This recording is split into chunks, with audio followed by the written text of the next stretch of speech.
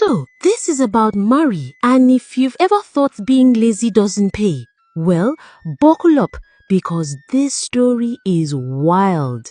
Mary was that woman in her small village who believed rest is productive.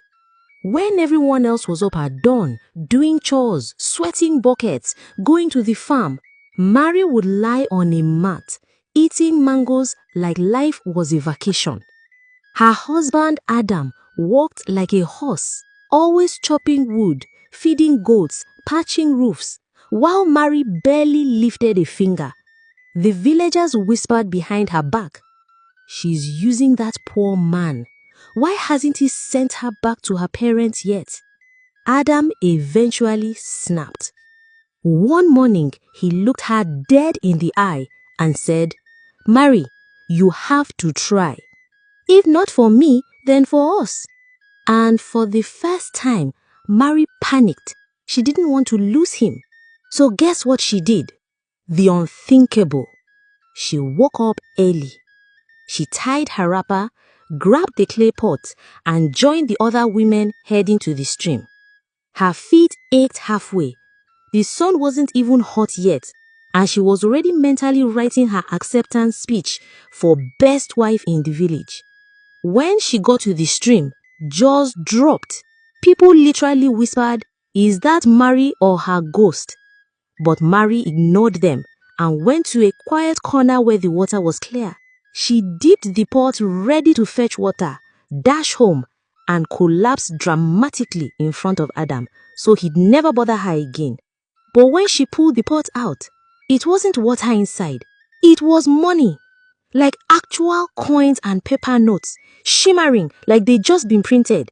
She nearly screamed, but clapped her hand over her mouth. She looked around. Nobody saw, her heart pounding like a drum. She poured the money out, dipped the pot again, and more money. At that point, Mary didn't care what was happening. Universe, witchcraft, genie, whatever. She stuffed the cash into her wrapper, tied it tight, and sprinted home like a woman running from Judgment Day. Adam wasn't back yet. She dumped the money on the bed and just stared. She could swear the money whispered, "Girl, your lazy prayers have been answered." And of course, she wanted more. The next day, Mary returned to the stream. She dipped the pot expecting more cash, but instead a voice spoke. "You have been given your first wish. You have 2 more." Her brain spinning. Wishes? The voice repeated, 2 wishes left. Mary ran home with her head buzzing. 2 wishes left? What can I wish for now? That night, Mary stared at the pot and thought, what would make these villagers choke on their gossip? Next morning, Mary ran to the river, dipped the pot into the river, and whispered her wish. "I wish for a golden house. Not painted gold, real gold.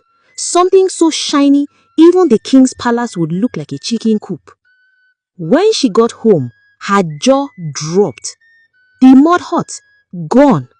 In its place stood a golden mansion glowing like the sun had moved in. She screamed. Adam came running, half-dressed. "What in the name of thunder is this?" Mary grinned. "Surprise! Your hard-working wife did this." "Hard-working how?" he asked, eyes wide. News spread like wildfire. People gathered in front of their house as if Beyoncé had come to town. Some prayed, some gossiped, some just stared. Did Mary care? Nope. She strutted around like she owned the earth. Adam, still confused. God moves in mysterious ways. But she wasn't done. Oh no. With a golden mansion, she went full queen mode.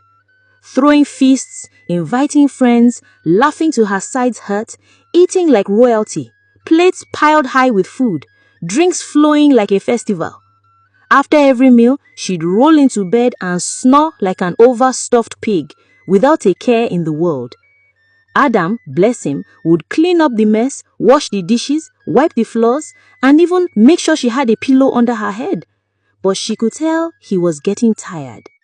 He started muttering under his breath, sighing louder, nagging more than usual. The gossip didn't stop. People still whispered she was lazy or cursed. That's when she got an idea. An idea for the third wish. Something you'd never see coming.